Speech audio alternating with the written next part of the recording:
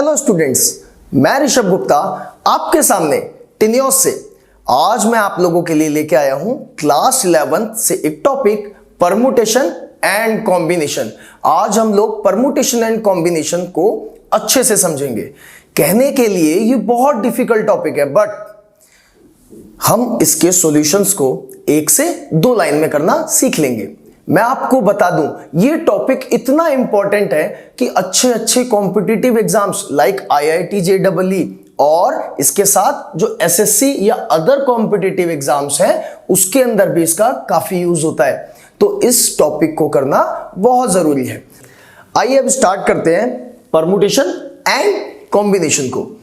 Permutation, इसके अंदर आपको अरेंजमेंट्स प्लस सिलेक्शन दोनों टॉपिक्स को कवर करना होता है। मींस परमुटेशन के अंदर अरेंजमेंट्स भी होंगी और सिलेक्शन भी होगा।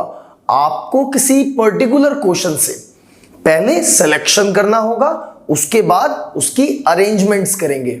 जैसे मैं एक एग्जांपल के थ्रू इसको समझाता हूं। हमारे पास एक बैग है, मैंने एक बैग ले लिया।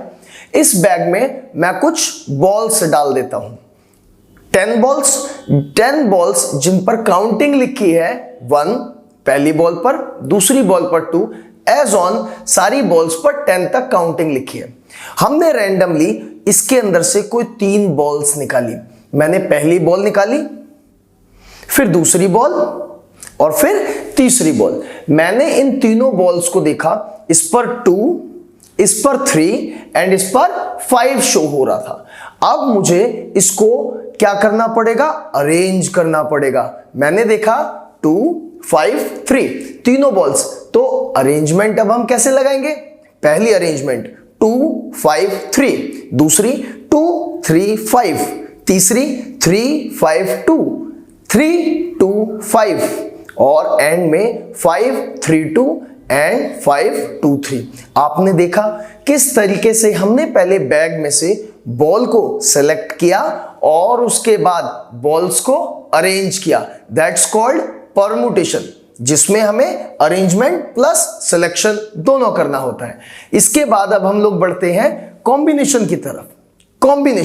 कॉम्बिनेशन में सिर्फ सिलेक्शन काम आता है, मतलब जिसमें सिर्फ आपको चूज करना होगा। जैसे इसको भी एक एग्जांपल के थ्रू समझते हैं। मैंने क्या किया, आपकी क्लास के उसमें 25 स्टूडेंट्स में से कोई 2 स्टूडेंट्स चूज करने हैं जिनको मुझे क्लास मॉनिटर बनाना है। मैंने 25 स्टूडेंट्स चूज कर लिए। अब इनमें से 2 स्टूडेंट्स मुझे सिलेक्ट करने हैं।